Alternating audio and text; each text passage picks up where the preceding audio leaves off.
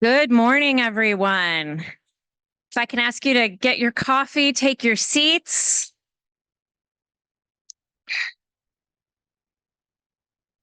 So welcome back to day 2. So yesterday featured some really great sessions, starting with our opening plenary with a focus on data ethics, all the way from the White House level at the National Climate Assessment to the Department of Commerce to here locally at NCEI. Was really excited to hear from that range of professionals and how data ethics is informing and a part of their daily work. I was really excited to walk the hallways and see great conversations, great energy, packed rooms, really exciting sessions on everything from data governance to PIDs to OpenDAP to core. And that was just where I was. And I'm sure many of you felt like me. You wish you could be in more places than one in any given time slot. And the good news is, as part of our commitment to open science and trying to make meetings as open as possible, all of our sessions are recorded, and those recordings will be posted on YouTube within about a month. It takes a little bit of time to get them out there. So if you missed something, know that you can go back, you can access the session notes, you can connect with the conveners, because we want you to be engaged in as much activity as possible. We really want your feedback for this meeting. So there are a couple of ways to do that. In Sched, for each session, you can leave feedback. It's short and it's quick.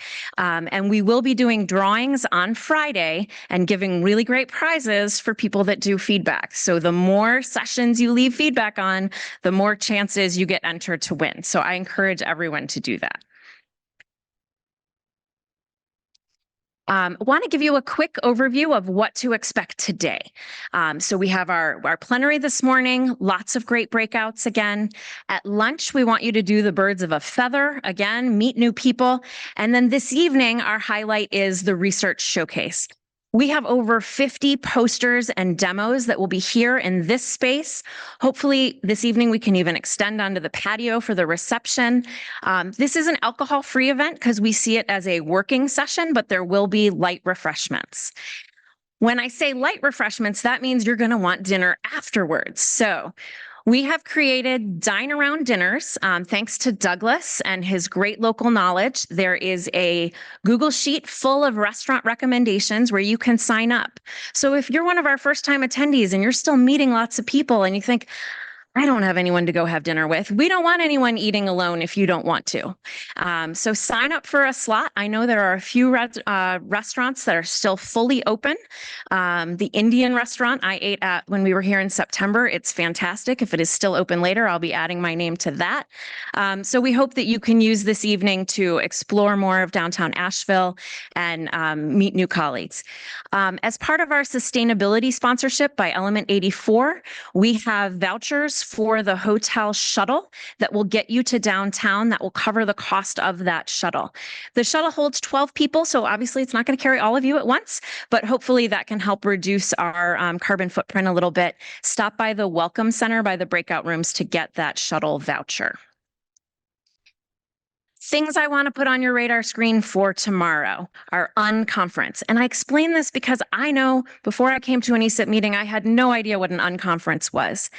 This is a time block for new and emerging ideas, challenges, opportunities, things that have come up since May when we had our call for sessions, or I think it was April, our call for sessions. By the Welcome Center, there is a board. You can put your ideas up there.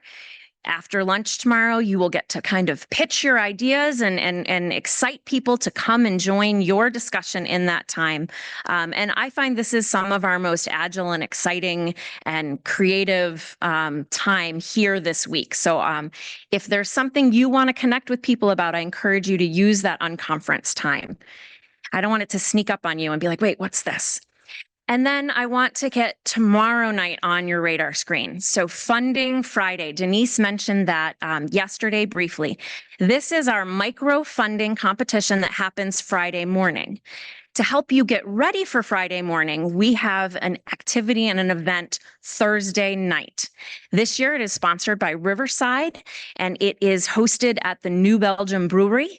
As part of that sustainability sponsorship with Element 84, we will have shuttle buses going to the brewery for you. For Funding Friday, you are pitching an idea. We know that sometimes just a little bit of money can help catalyze an idea or a concept or a team to work together. For the general population, the awards are $5,000. For teachers and students, they are $3,000. Sorry. If you go into Sketch, there is a link to all of the funding rules, because like anything, there's rules and fine print and all that. So if you're interested, ask at the Welcome Center or look at the rules there. But Thursday evening, we will be at the brewery, and the whole community is there to help support you in your ideation.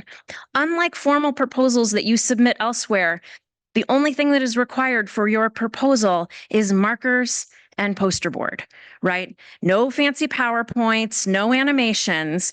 We get down just to the basics, right? And you make a poster that you will present Friday morning. So Thursday night, we want everyone to join us, even if you're not going to pitch an idea, for networking, for talking with friends, for making new connections, and then encouraging those who are going to submit a poster on Friday morning. And then the third thing I want to bring to your attention again, later today, when our poster boards are all set up in here, you will see our tree. And Denise talked about this yesterday.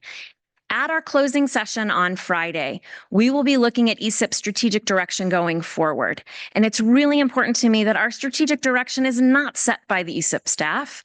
It is informed by the ESIP board, but I want it to be contributed to by all, right? And so this is that activity where you, our community, can contribute to what really makes ESIP special and unique, right?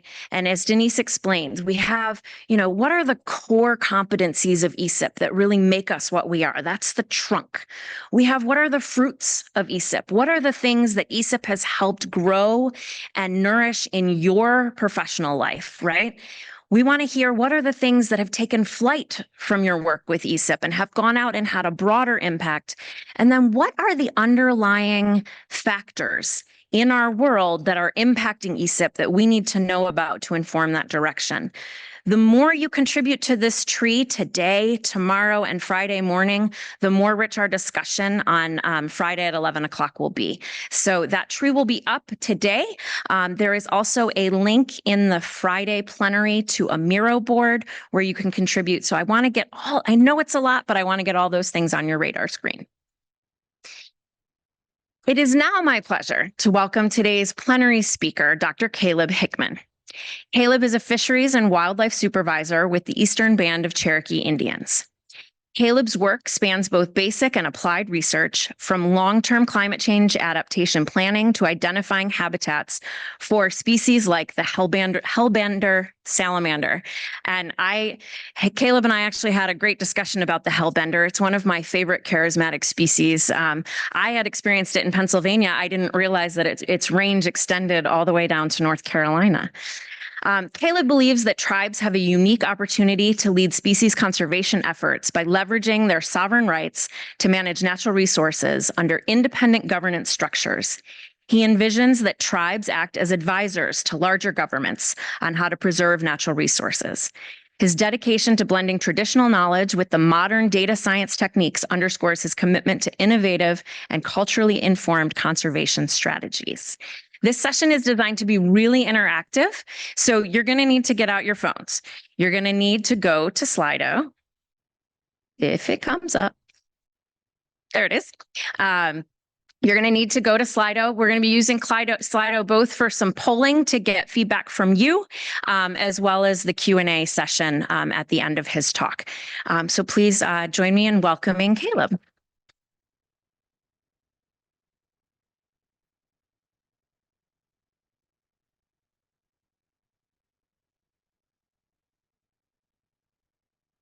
Well, Siona God. Galieliga, Zedena Tloha, Kaleb Hickman Dawado, Wado. Galieliga, welcome. Zedena Tloha, I'm glad you're here. And I'm a Talagi Aye. I'm a Cherokee Nation citizen from Oklahoma.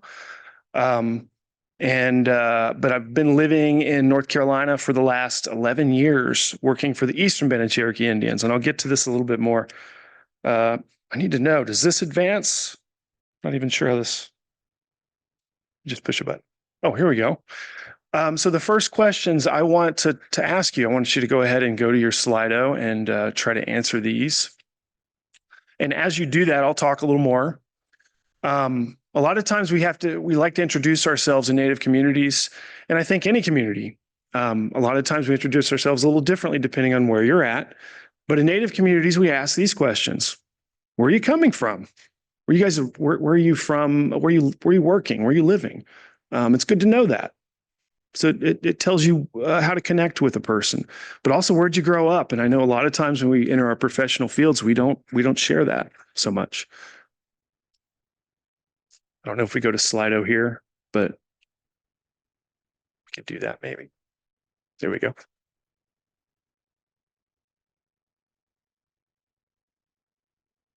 So I just want to know who my audience is. That's another reason. It's a little selfish reason here, but we can connect a little more. It's not showing up. Okay.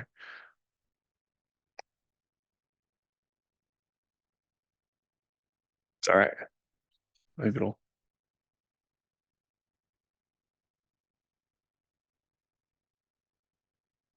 May help us figure out if we're going to keep doing that or not.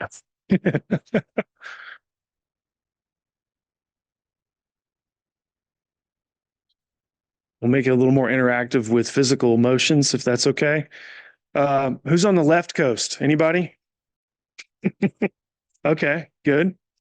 Right coast? Nice. A lot of right. That makes sense, right? How about the middle? Okay. Other countries? Anybody from other countries? Oh, wow. Okay.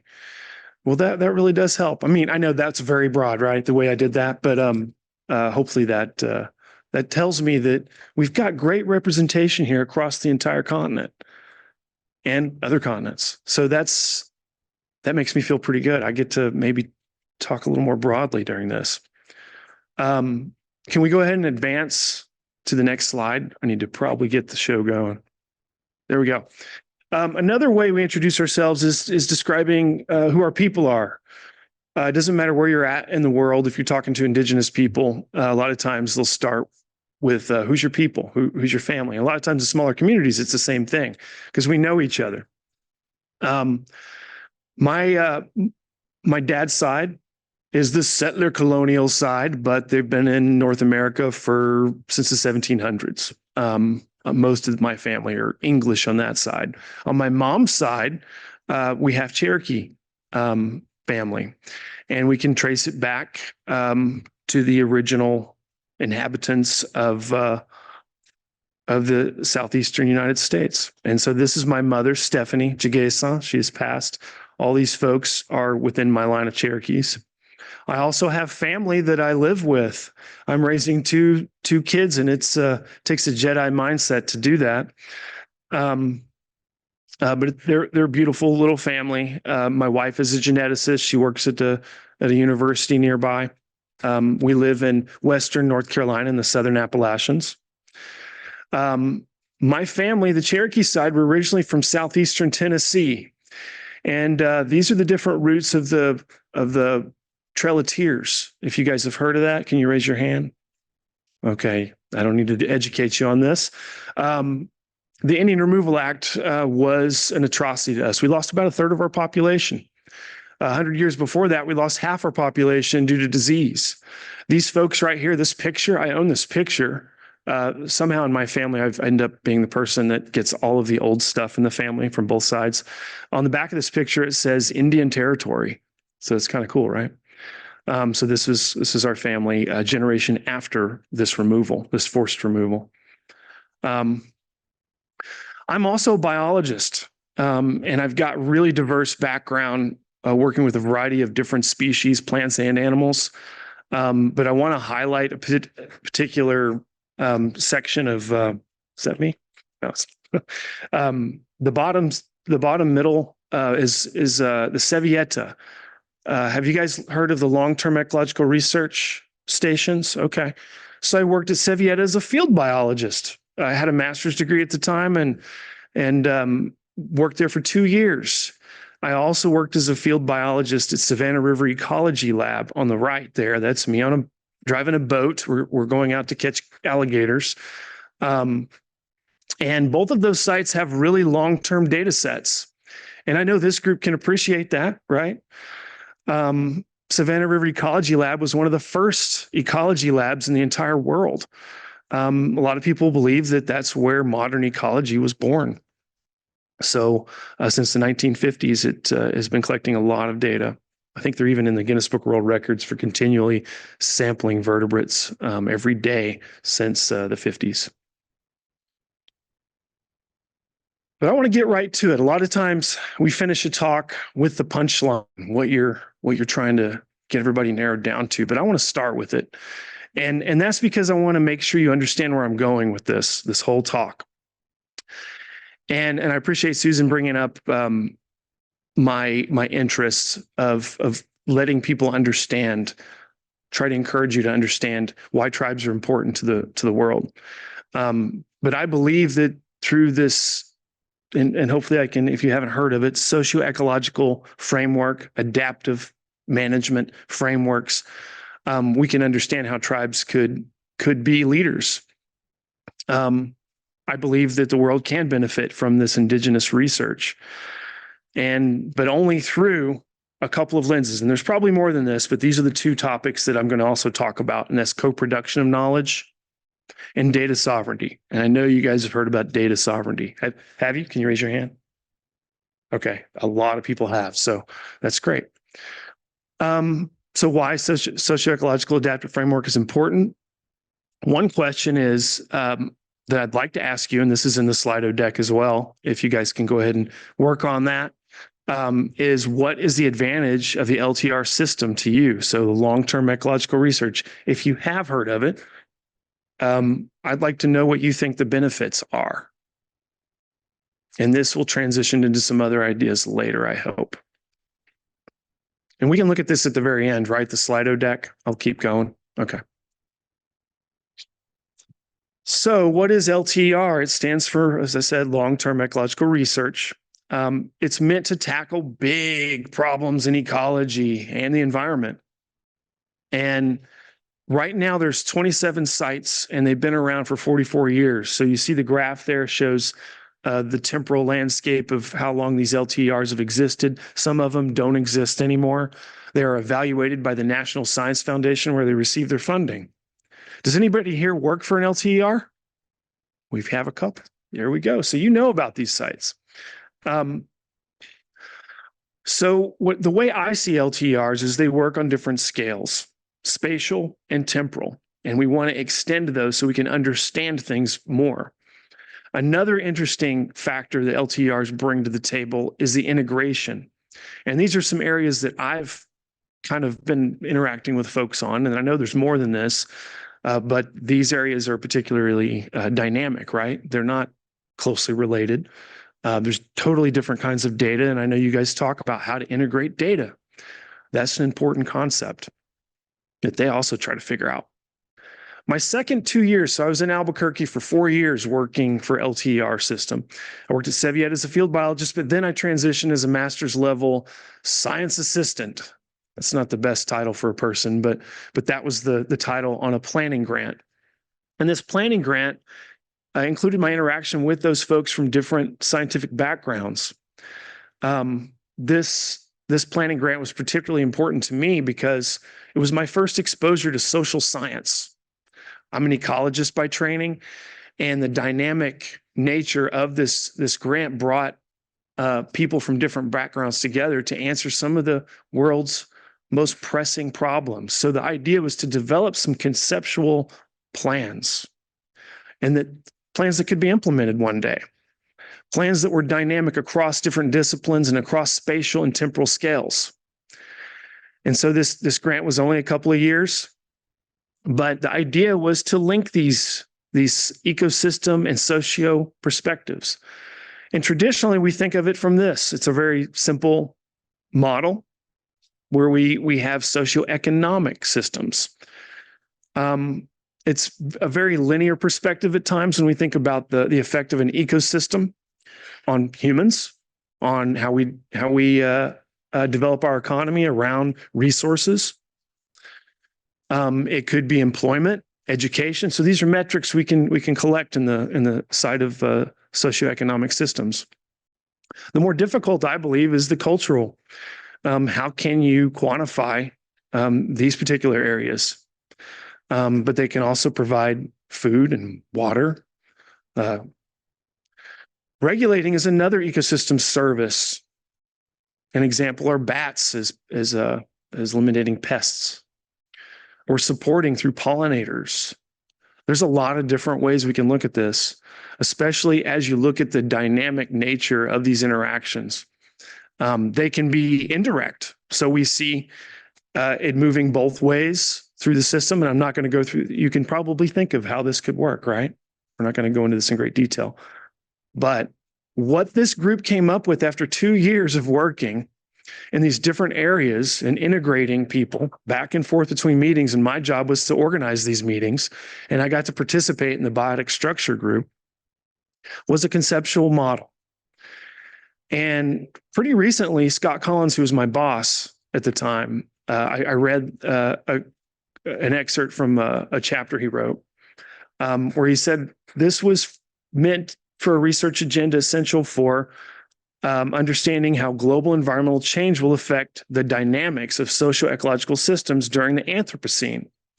So we all know, I hope we realize we're in the Anthropocene, and that there are huge impacts to our planet right now that we are responsible for.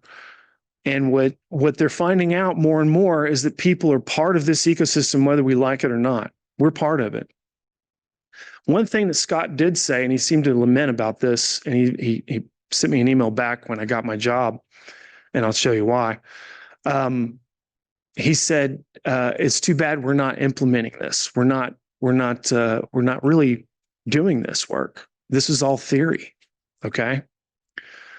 So when I applied for my job after my PhD, which was in a totally different topic, I looked at the effects of invasive plants on amphibian communities. I applied for a job with the Eastern Band of Cherokee Indians. I thought I'd get out of academia, and I saw this job opening. It was a master's level position. And they asked this question and gave me 2 days to answer it. And of course, I had never done cold water fisheries work. So that was new to me.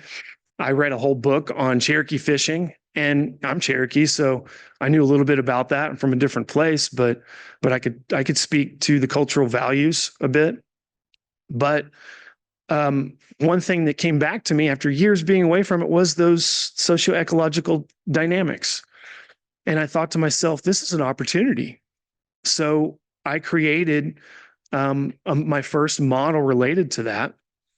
But what I realized really quick was what I'm talking about is different philosophical processes. Has anyone here heard of traditional ecological knowledge? Okay, quite a few. Basically, it's more than knowledge developed within a place. It's the use of that knowledge over a long period of time, and it's dynamic. And every indigenous group is different. They may define that differently. They may decide that it's more than just historical, it's present day knowledge. It's the ability to philosophically adapt to your environment. So scientific ecological knowledge may include socioecological dynamics like this, but tribes have always done it.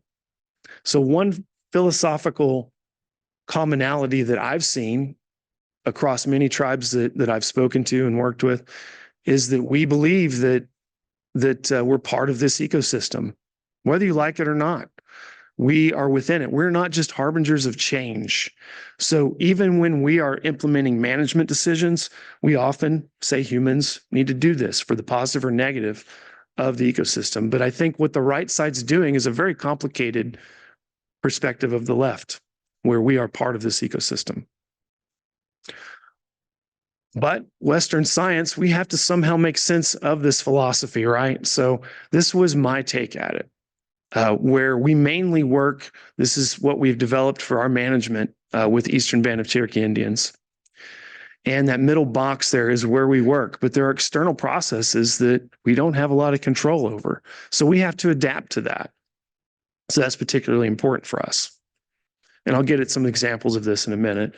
But first of all, you need to know where I'm at. I'm not far from here. We're about an hour away in the western part of North Carolina. A lot of people believe North Carolina ends at Asheville, but it goes a lot further. We are in the Southern Appalachians, so it's one of the most biodiverse, rich places on the continent. In the red area there is the tribal landscape. It's at less than 1% of the Aboriginal homeland, but luckily it is biodiverse. So there's a lot of access to different organisms and geolandscapes, a lot of water resources. And there is the national park to the north, which halfway surrounds the tribal boundary and makes a different kind of complication, but also benefit. It's the most visited national park in the country. Over 11 million people visit this park every year. And they have to drive through Cherokee if they want to go anywhere else. That's the Blue Ridge Parkway that runs right through the middle, and it's a great viewscape. So if you guys are driving around looking for touristy things to do, and you drive through this area, just note that you're looking at tribal land on your left and right. Okay, so the first example that I'd like to talk about, I'm only going to talk about two, so of a socioecological plan is with the EBCI, single tribe.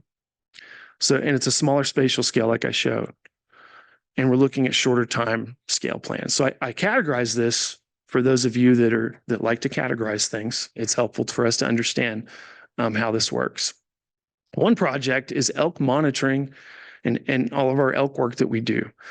Elk were wiped out over 200 years ago and brought back in 2001 by the national park.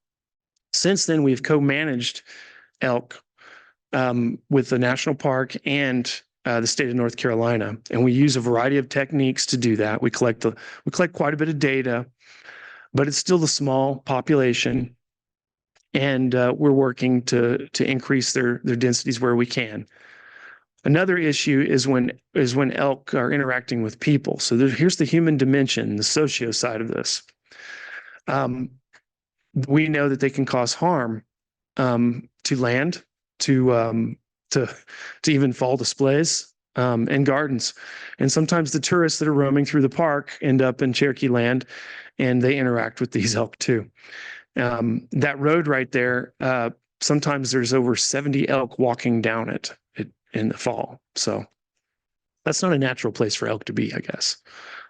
So we can take this model and we can understand that there are current biological conditions of elk. We know where they're at. We're trying to understand that. That's where our sampling comes in. And we work on restoration management. We can do land management and other work.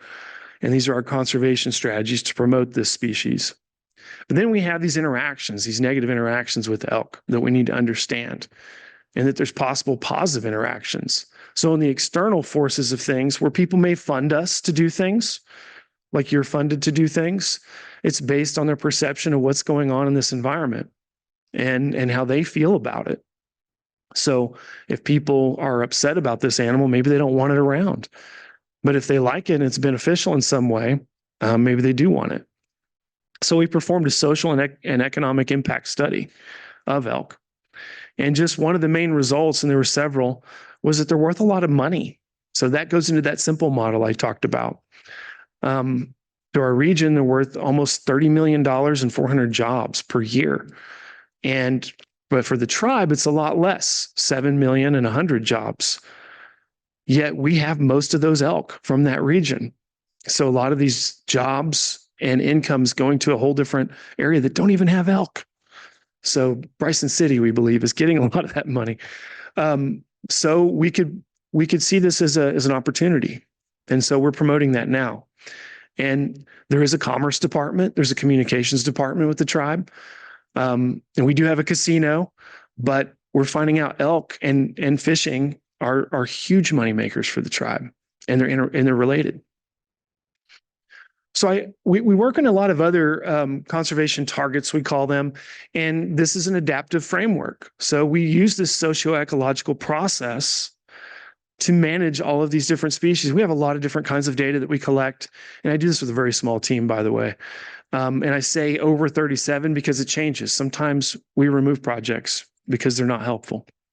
We look at that socio side of things. Decision makers decide it's not useful, or they may decide, and to some decision makers, maybe the federal government, and they decide we need to add a new endangered species that we should be monitoring.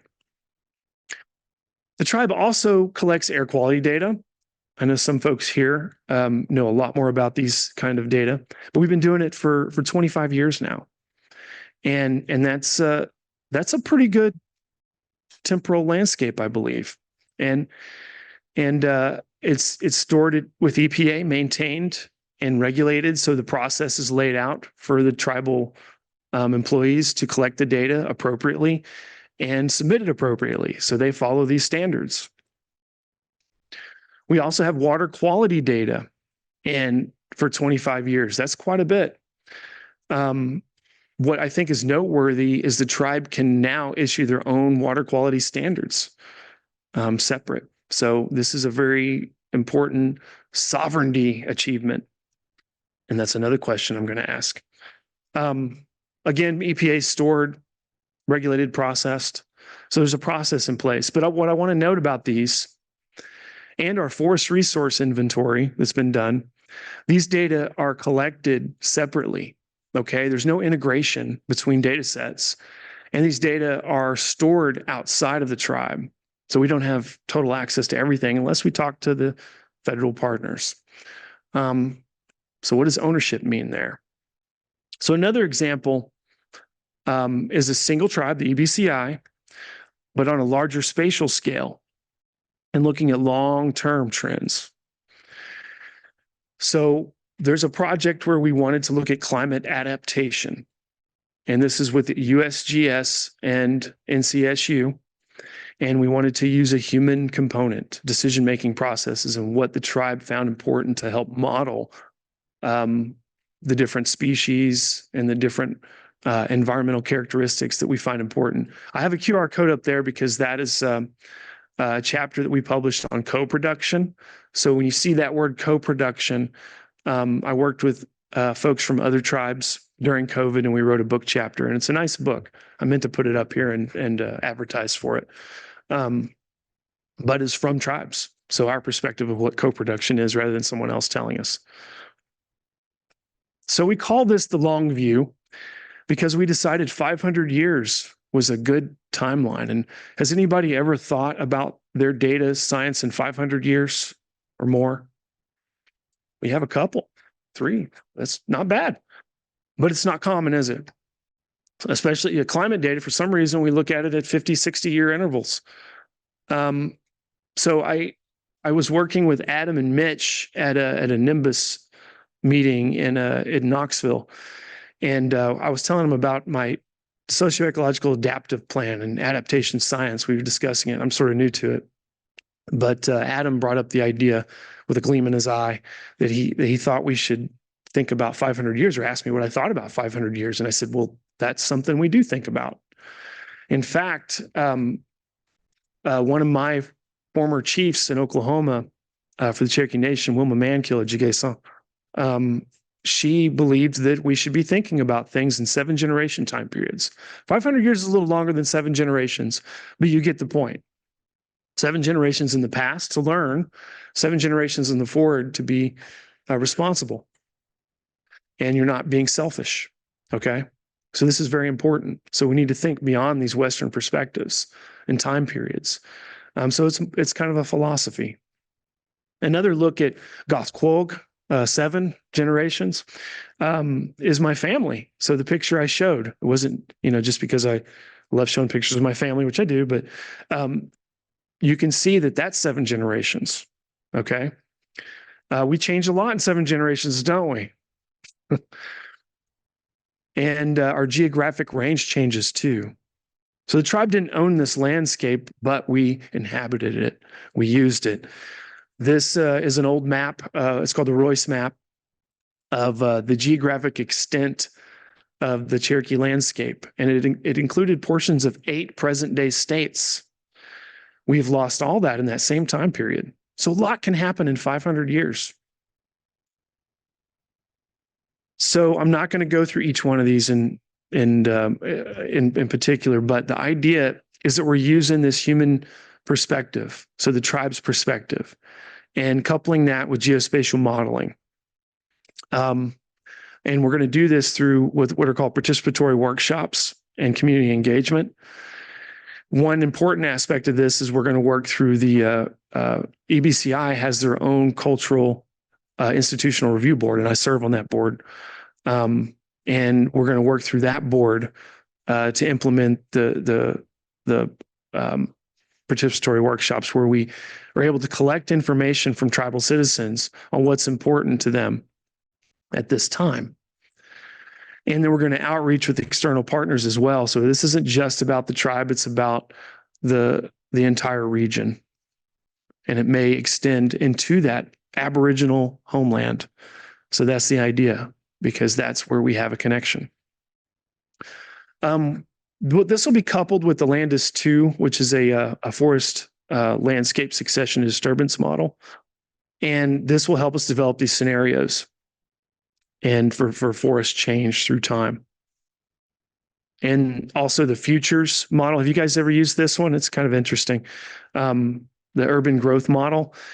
And just to summarize quickly, because I know I got to move on, is this really pertains to how we view the social side of things changing. If you live in Asheville or you're visiting here, you're going to see some, and I urge you to do this when you go around town, you're going to see people with license plates from Florida.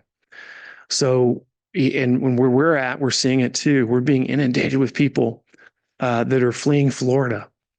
So these are climate refugees with money, and they're changing our economy. They're changing the culture in some ways. They're voting. They're even running for office. They're building houses on top of the mountain where people didn't used to live. And this is changing the environment. So how does that change things for local people, for the tribe? That's the questions I had, and we can model that. Sort of interesting, right? So how can we put this into our socioecological perspective? Well, we're going to look at key species groups, how they shift, and then how the forest changes. On the social side of things, like I said, we're going to look and see how that shifts. The current political boundaries may need to be extended with the tribe. So there could be advice at the end of this where it could be, hey, you need to buy land here, here, and here to retain your economic independence, have housing for people, but also maintain a healthy ecosystem. So how do you define tribal sovereignty? I'm going to switch gears a little bit. So please answer that. I want to know if you know about it. I was going to show a video here. There's a funny video. You can look it up on YouTube, and it's President Bush trying to define sovereignty. It's not easy. So if you don't know, that's okay. He fumbles through it, and I think he just says sovereignty a lot, the word.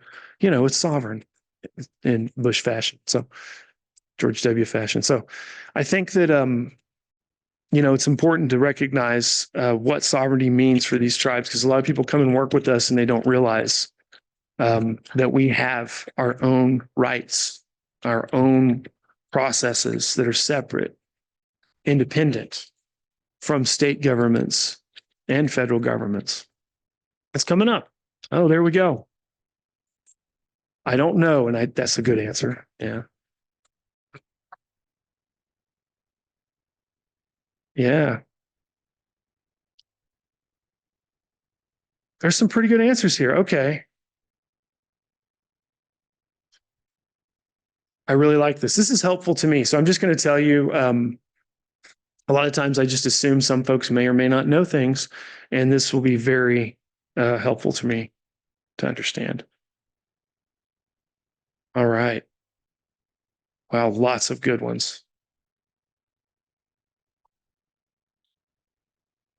Okay, can we show? Oh, there's a couple more coming in. If you don't have the QR code, it's up there too.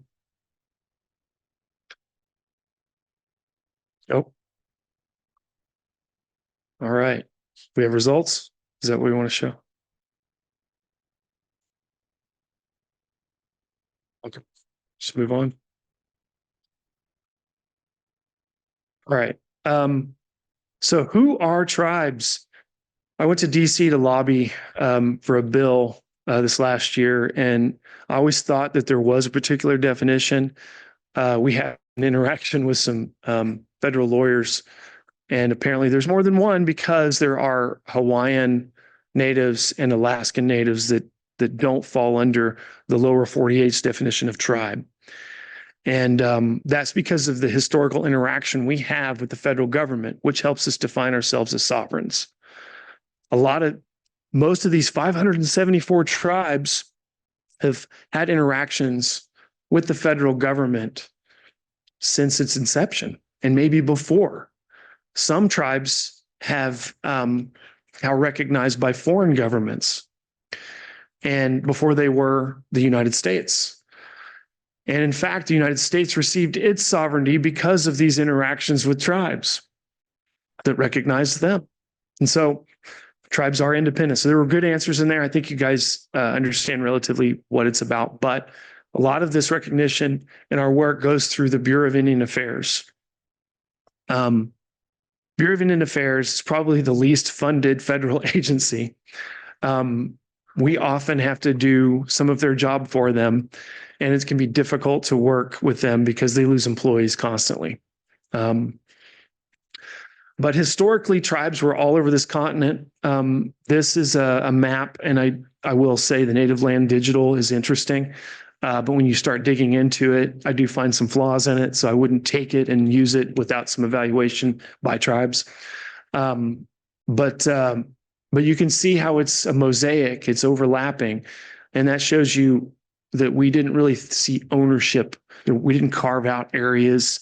We overlapped. In fact, the first map I showed you, almost all of Kentucky that we inhabited was probably shared by 3 other tribes. We didn't always live there. We may have just hunted there. So a lot of this ebbs and flows through time. The BIA is responsible for 68.5 million acres of trust land, and that means this land is protected for the benefit of the tribe. You guys have heard of reservations? On the Qualla boundary, we call it, and with the Eastern Band of Cherokee Indians, it's called a reservation, but it technically isn't because the tribe has purchased that land. It wasn't given to them. It wasn't reserved for them. In fact, I've heard the tribe has purchased it 3 different times. So, but the BIA, because of this trust responsibility and its federal protection status, it's a lot like people living on federal lands, so on a national park or a national forest. So the same NEPA processes, the Endangered Species Act, Clean Air Act, Clean Water Act need to be followed. So we can look right across our border and see the state folks not having to jump through the same hoops that we do. So that's problematic in some ways for us. It slows down progress. It slows down the ability to build, but it provides a lot of other things, some important things for us, which is data, and I'll get to that. Our natural resource management is different for tribes because of our sovereignty. We do have our rights to independently manage our natural resources, to decide what is important beyond what the feds think. We can add culturally important species or perspectives. We can also create our own rules and laws, and I'll get to that. And then obviously our own ideas of ownership. So tribal lands make up 2.6% of the United States, but we overlap with 12% of key biological areas. That is huge. And look at this map. You can see where tribes are at. We're all over the continent. Over 574 different groups of people. And we are different. We're not the same group. We're different cultures, different perspectives. Another way to look at sovereignty is through how we compare to our own federal government. We don't have Congress, but we do have tribal council, which represents different communities. Okay. We don't have president and vice president, but we have a chief and vice chief. Not all tribes, but most tribes have something like this. We don't have a Supreme Court, but we have tribal court. Okay. So this is particularly important to note because these same branches of government that function in your United States function at a smaller scale with these tribal entities. Okay. And we're independent in that way.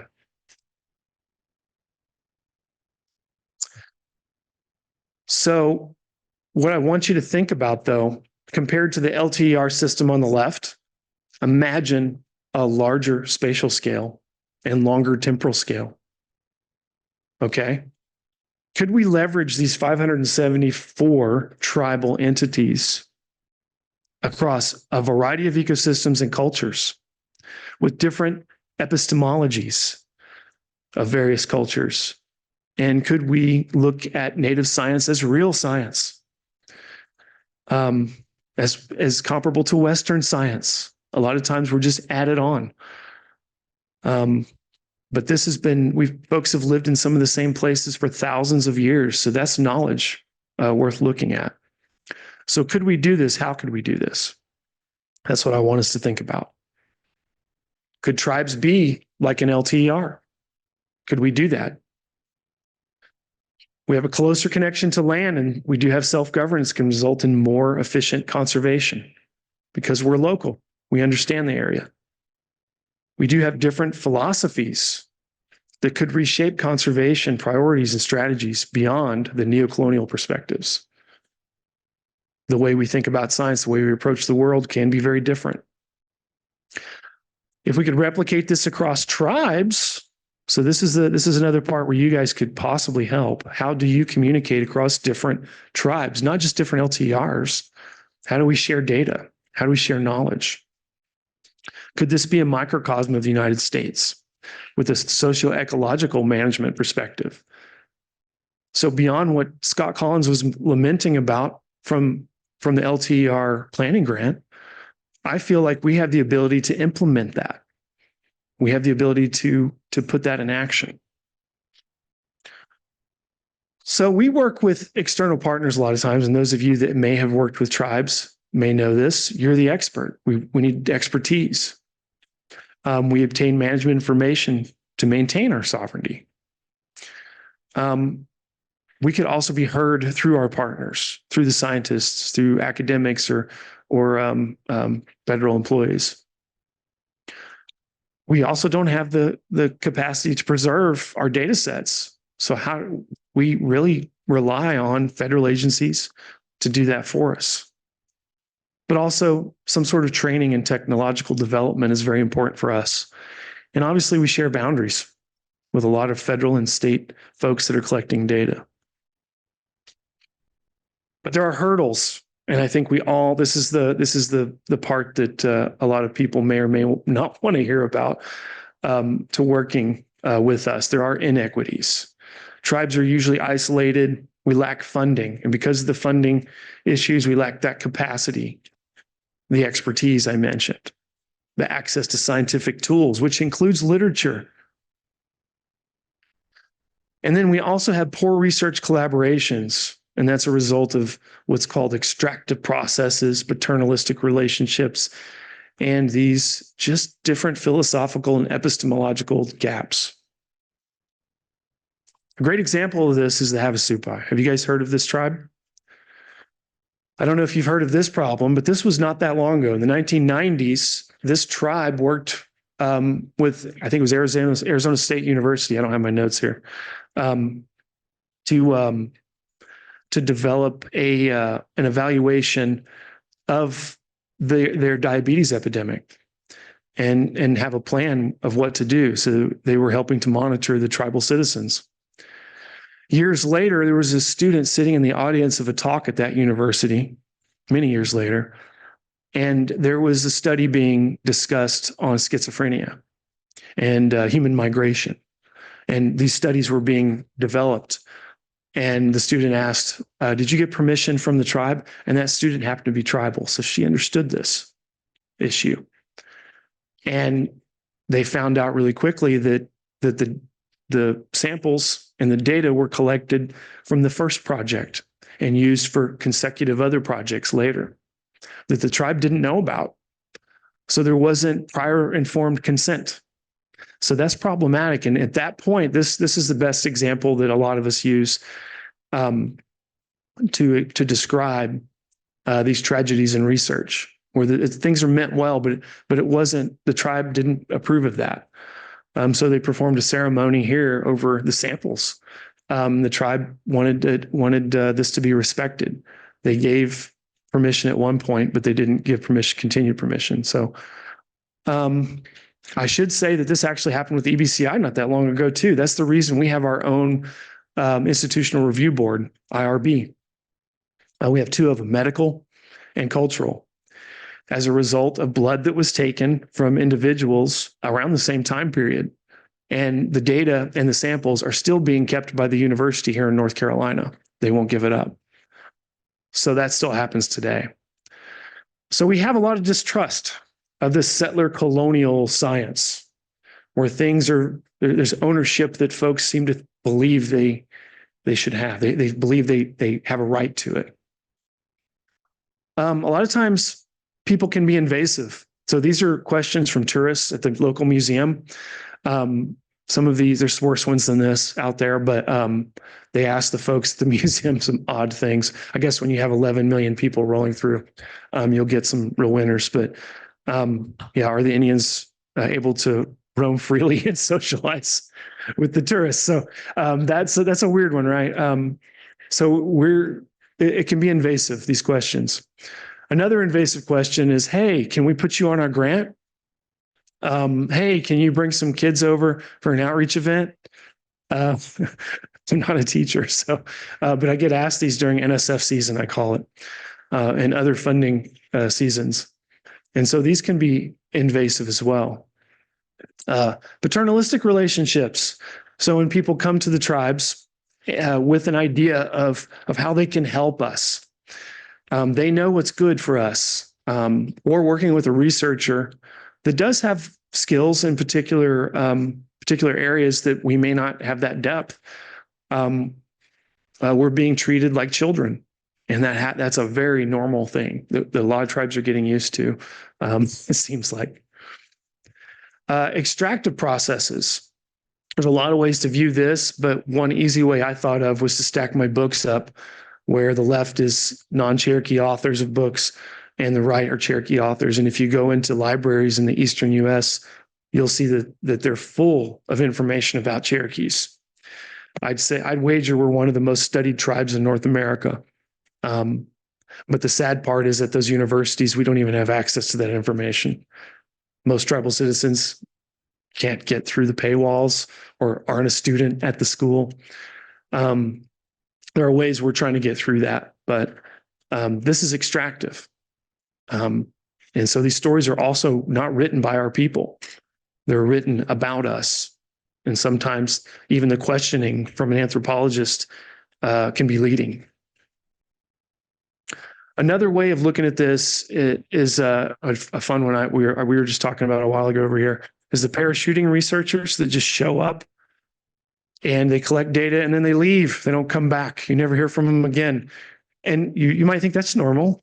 What's the problem with that? Well, when you've been welcomed in your family, and a lot of tribes view it that way.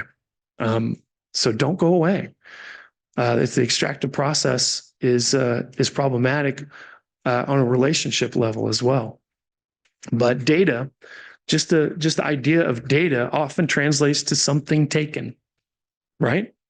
Something taken. So maybe we need to change that attitude for ourselves. That's a noteworthy thing, I hope, for you. Some solutions that I brainstormed out, I hope make sense. We need to increase capacity, tribes do. We can do this through partnering with scientists, and we do that all the time. We could do it better. But we could also just increase funding.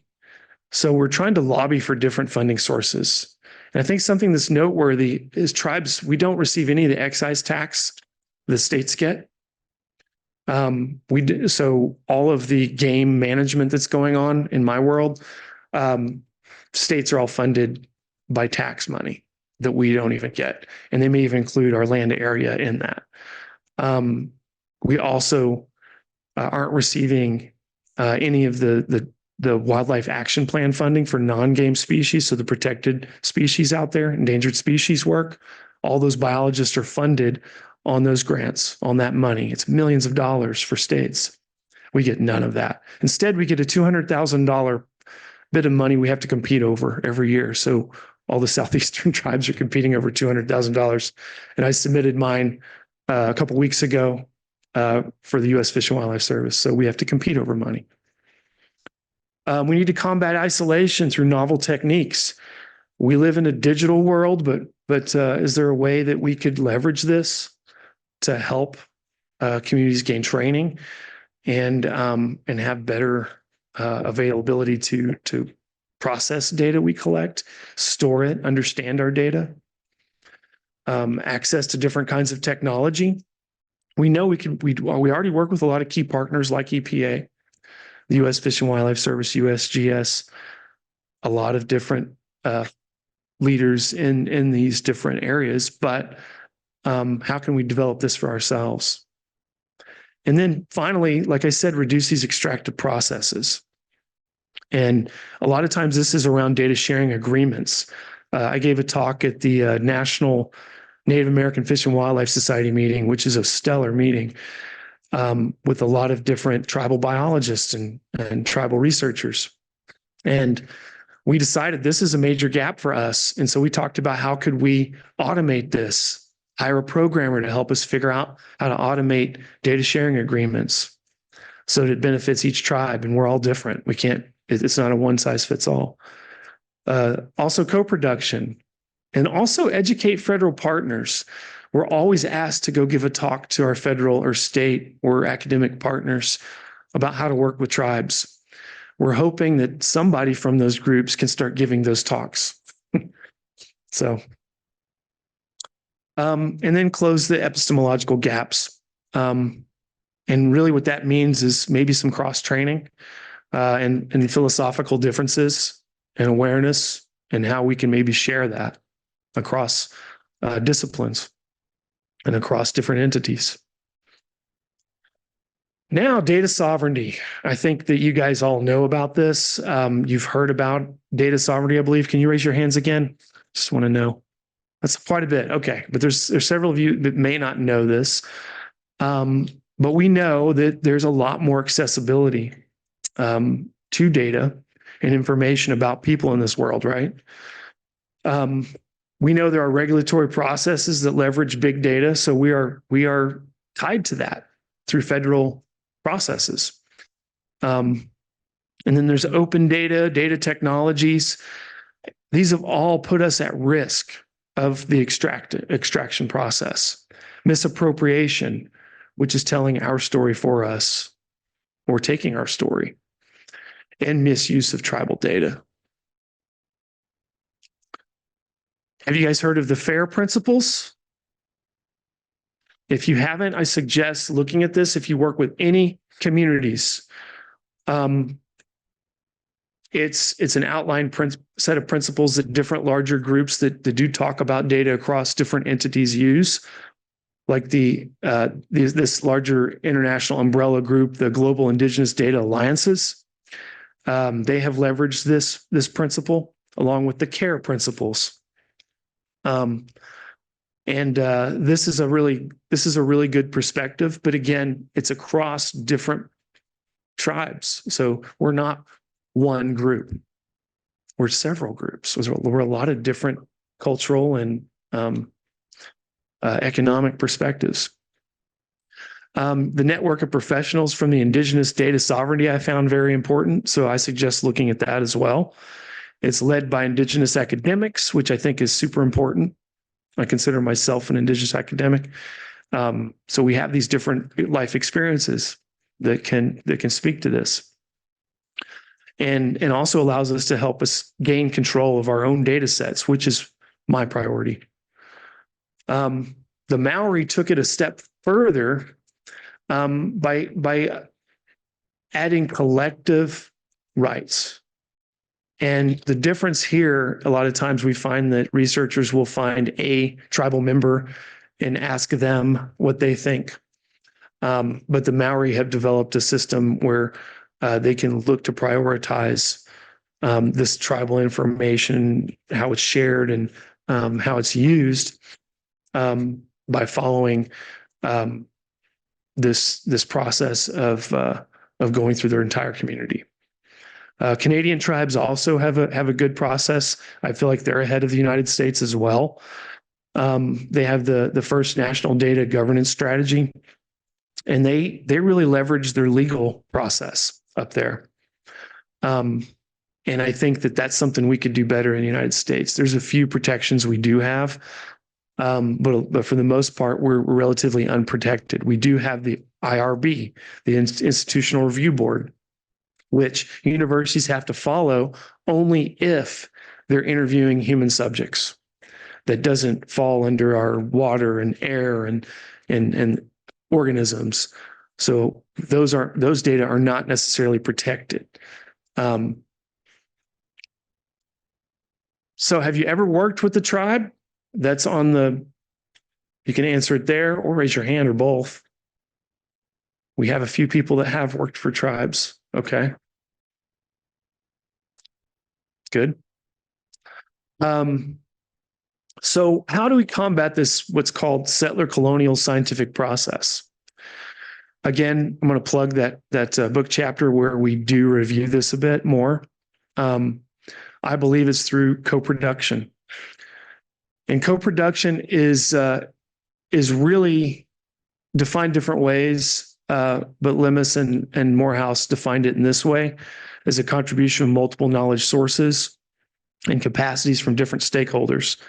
It's based on respect and working on an equal footing. That's very important, with the goal of co-creating information to inform environmental understanding and decision making. Okay. I think it's very important to distinguish this from collaboration. We're often asked to collaborate. We're often a stakeholder group. We're not part of co-production or co-management. And I am finding that co-production, like the traditional ecological knowledge topic, is being thrown around without a lot of really thought about what it means.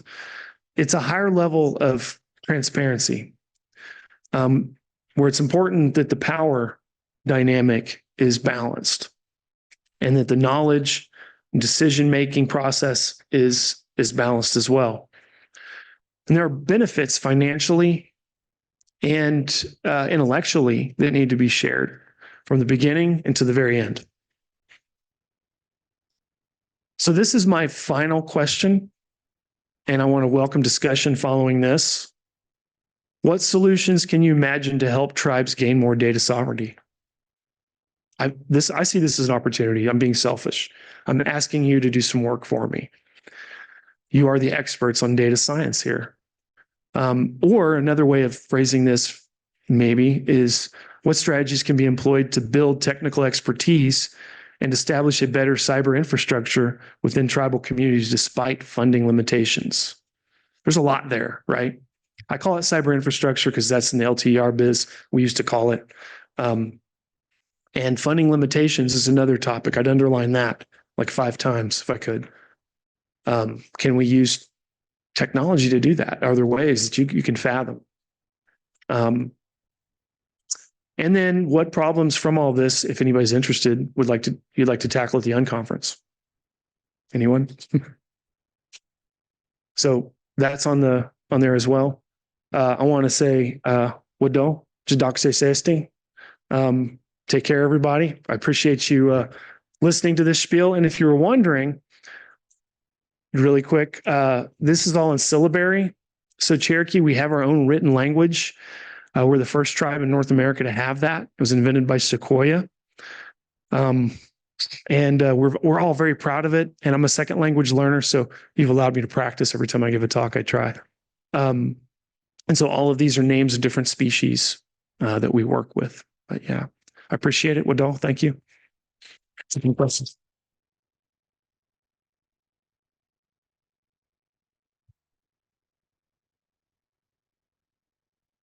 Thank you, Kaleb. And you can keep in the Slido on your phones or your computers, you can keep toggling back and forth between answering some of the great questions he's posed of us and then going over to the Q&A tab and pose great questions for him. And if you don't have a question, you can vote up others' questions. So that's a great way that we can be participatory and include those that are online and not here with us in the room. So I'm going to try and look at some of the questions that we have and pitch those your way. I'll try. So an early question came in, and I do think that you got to some of this, but I'll give you a chance to add more. So what are some common mistakes that big federal data agencies like NASA and NOAA make when trying to engage with tribes, and how can they do better? Big data mistakes? Is that Common mistakes, I think, federal more from agencies? big Yeah, agencies. I think I did get to a lot of this, but I have a whole presentation on this topic. Okay. We could go really into it. And that's why I posted the book chapter, because it's about, I'm going to reveal some of this. Those of us that co-authored that, we just sat in Zoom world and complained. And so we had to kind of go back and say, okay, there's positives too. We have to write about that. But yeah, there's a lot of things folks could do. One of the main ones, and I love talking a while ago about this, is how you approach tribes. The most important thing to do is learn to listen. It sounds like a very human thing to do, right?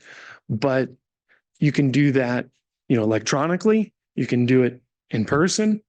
But when you communicate with another human, and this is common throughout tribes, is learning to listen. And some ways to listen is to ask questions about the person or the group and understand them first. Don't present the problem to them. Maybe develop a shared problem. They'll ask you what you're there for. They'll ask you what your expertise is. The issue comes whenever there's an overlapping, like there's a problem that they need to know about.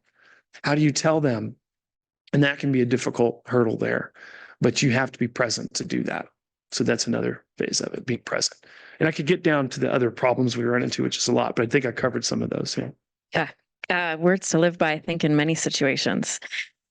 So how do tribal nations interact with passive data collection technologies like remote sensing, uncrewed systems that may be hard to implement data consent?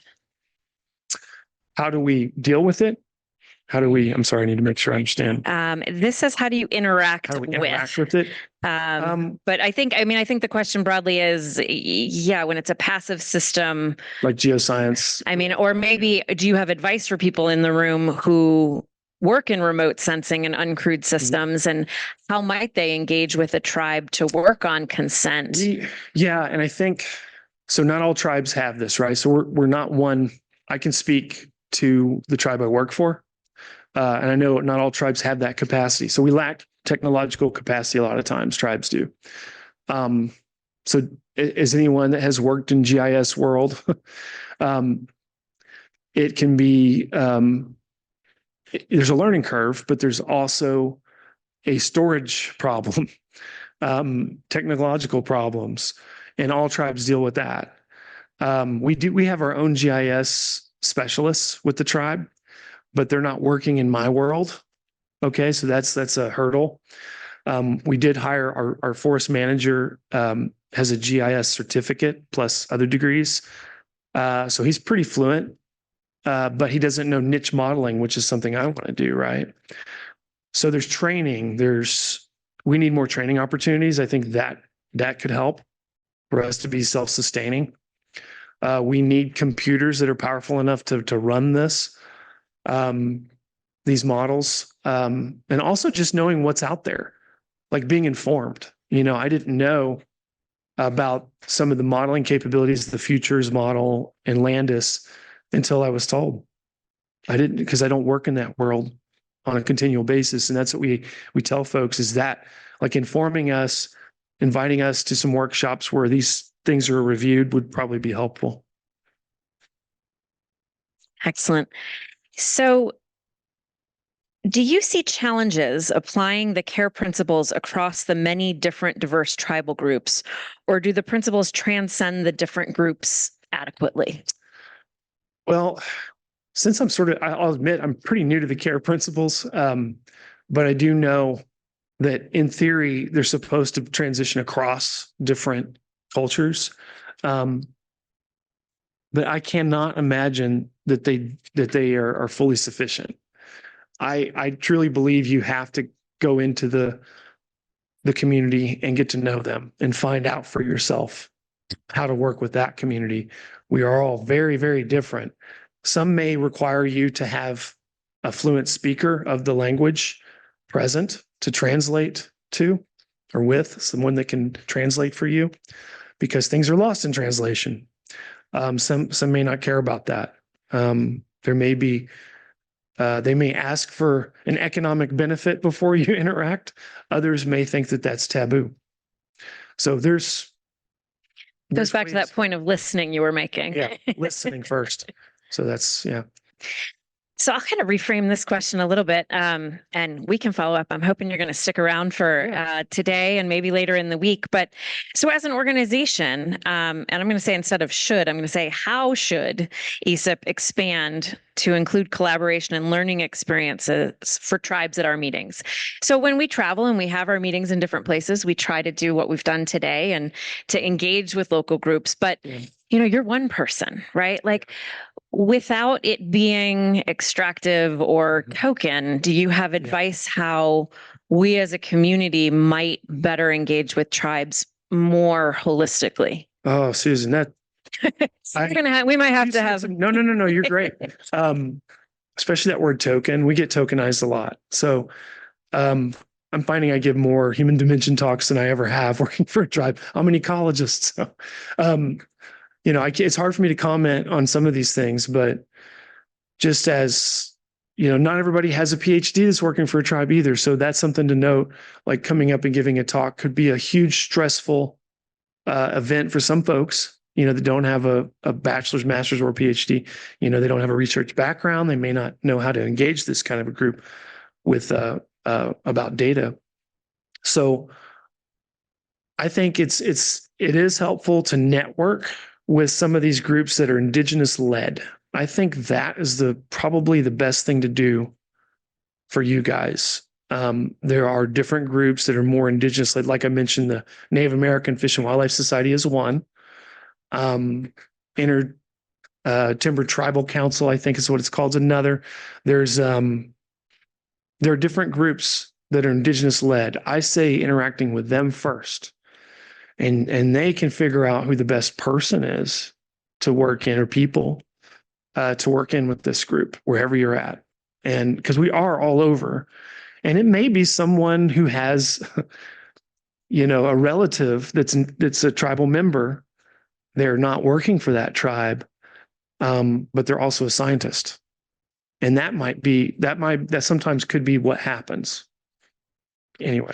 Yeah, full disclosure, not a scientist, don't have a PhD. So you've got me beat there, Kaleb. Can you give some examples of tribal scientific methods? You were explaining kind of the difference there. Can you get a little more specific on that? Well, I can't speak for all tribes, but some tribal scientific methods could be the way of observing, or the way of collecting information around you. People have written about this a lot, so I don't want to step on any toes of like defining it, because you can't do that. But tribal perspectives of collecting information is not so numerical. So and this is something I want to stress here. It's something I've had to come to the realization of, is a transition between thinking about quantitative to not just qualitative, but an understanding of how important oral traditions are. Here's an example. I'll try to make sense of it for you. You guys have, I'm sure everyone in here has sent a text or an email that was misconstrued by the receiver. Is that true? Is that true? That's true. I know it's true. You've all had it happen. Isn't it better to pick up the phone and just talk to people? So a longer conversation requires that, doesn't it? I have rules now that, short communication, text, a couple words, email, no more than a paragraph, please. That's because I think things are lost. Our intentions are lost. The context is lost. What a lot of tribes are able to do is transition information in the community orally. They're experts at it. Okay. That's something you can learn from. And I think we need to do more of that. The written word is great, but in our human evolution hasn't been around all that long. Think about that. Think about how powerful that is, that quantifying things rather than understanding them. That's my best spiel. Sorry. Hope that made sense. Good one. This one, I really relate to this one a lot. So many of us, and I would expand it to say researchers in general, and the way our research funding works is what this person describes as it's done in a parachute fashion, funding for 1 to 2 years. Yep. How can we, and that we, I would expand to, you've got we, the individual researcher, but we, the broader system of how research is funded, how can we better match that reality to the Indigenous cultural expectations? I mean, I'll share myself. My undergraduate study abroad program, I had the amazing opportunity to live in a tribal village in Botswana, and we did amazing work with that tribe. I was an undergrad. I was there for 3 weeks. I had the blessing to be able to return 5 years later and see the work we did created a well. They got a well in the village, but I don't have the resources to go back to Botswana as much as I would love to. Any thoughts on how do we reconcile that just really big mismatch between the expectations and the system? Yeah. I mean, I think the question sort of answered itself in a way because the 2-year cycle doesn't work for tribes. And in fact, during our gripe session, when writing that book chapter, one of the things we did talk about were assistant professors or grad students. They're on a timeline and they get a grant. And it can be pushy. So don't have a schedule. You can't have a schedule when you work with the tribe. You can't have a deadline. Asking us to do things last minute is rude. 2 years is not very long. And the best thing to do is find someone if you can find someone with the tribe that can dedicate some time, because the other problem with us is we are stretched really thin because of our lack of capacity, lack of funding. We do all kinds of things. So I would say the best thing you can do is change the funding temporal structure. If you can, have other funding sources that are longer term or backup strategies if the first one doesn't work out. Don't have any preconceived notions that you're going to get it done because you might not. So approach it with that in mind, I think, is most useful. Yeah. Yeah, I mean, as I asked that question, I was like, that's a rather impossible question for one person to answer. I mean, it just seems to me that, wouldn't it be amazing if tribes more broadly had the funding and the stability to have almost like a research coordination office that would help that continuity over time? Yeah. Right. That'd be amazing. Yeah. I mean, it'd be good if we just had our own funding. Right. This audience, you were worried you wouldn't have enough questions, man. That's can't, great. I'm like scrolling through. You guys okay with this? I love it when people can ask with a microphone and you get to hear different voices. The beauty of Slido is that it allows us to kind of democratize the questions, bring in the people from online as well. Yeah. Let's see. Can you expand more, since we were just talking about funding, can you expand more on state funding versus tribe funding? You said tribes do not get funded the same way. Yeah. How could we hold lawmakers accountable? Well, are you guys familiar with the tax for hunting? And, so any guns or anything purchased within the state, the taxes from that go towards wildlife conservation. So usually game species. We don't get any of that. We get zero of it. So yeah, maybe there's legislation that could be passed to include the tribe within that area. That's simple, right? You would think it would be. The other one is we're not, it's funny. We're being told we have a seat at the table, but we don't usually have a voice within states. Different states are different. They treat their tribes very differently throughout the country.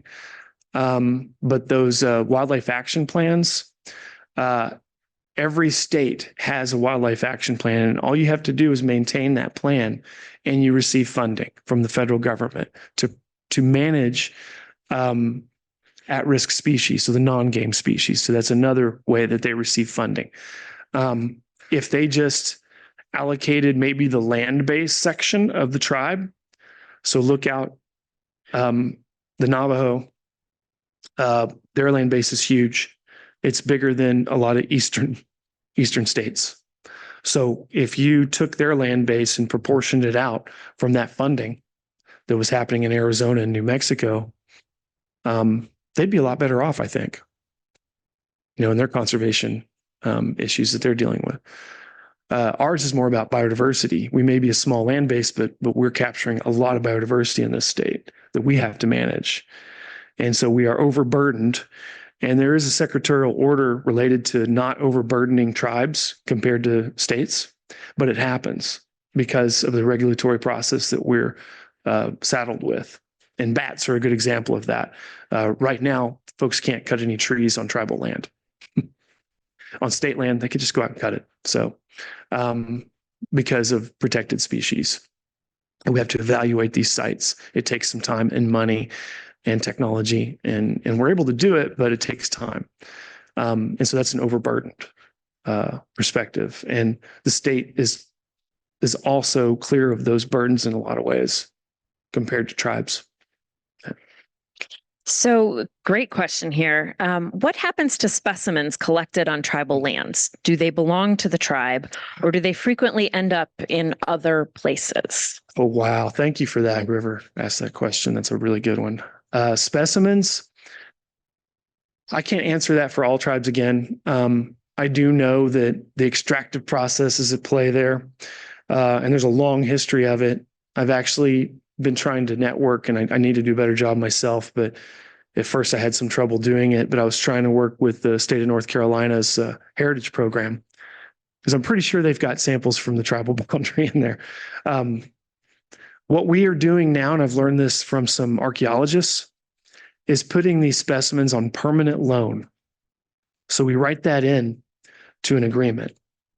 So it could be an MOU that we have to put together with the state or a university. Either one of those works. A lot of times we don't have the capacity. We are building a new museum with some capacity for storing seeds. So that'll be helpful, but some of the specimens, the animals, I don't know if we'll have that. I would like it, but then you have to have a curator, and it's difficult. The better opportunity for us is to put things in permanent loan. In that, you can specify how it's used, and there has to be permission given every time it's used, and recognition. So another thing we don't get is recognition. I've seen our data sets used in publications, and I mean, I sat in front of my boss and I said, I mentioned this problem because I came from academia. I should tell this little quick story, I think, because it's helpful. I said, I don't think that we're given credit a lot of times for the data sets we collect and we send out. And he said, oh, yeah, we do. And I'm like, I don't know if we do.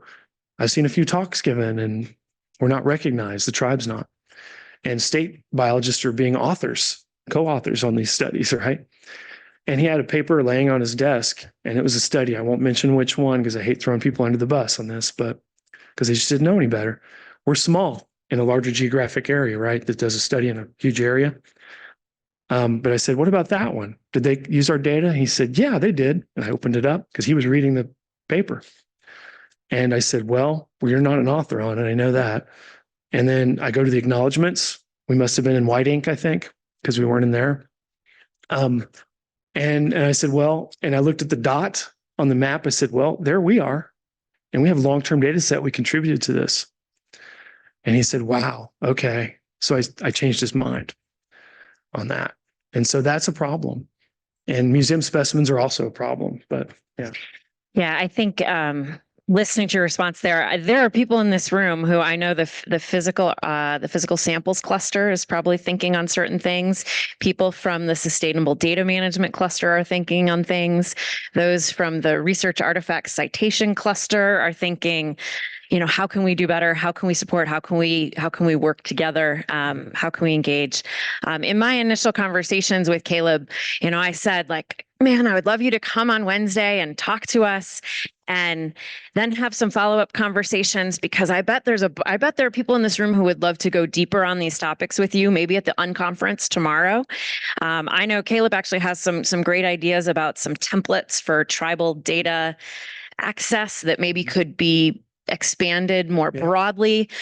So I was kind of suggesting Funding Friday. So I want you to join me in giving Kaleb a big round of applause for joining us. So,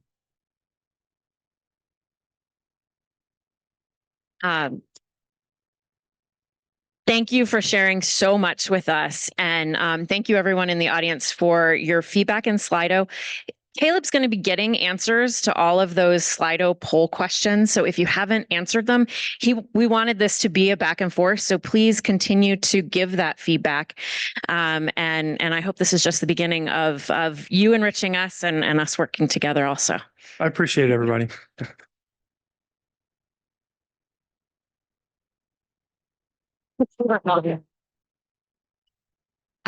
Wonderful. Well, so the day continues. We have coffee for you, and we will be going back over to the breakout area where our breakouts are later today.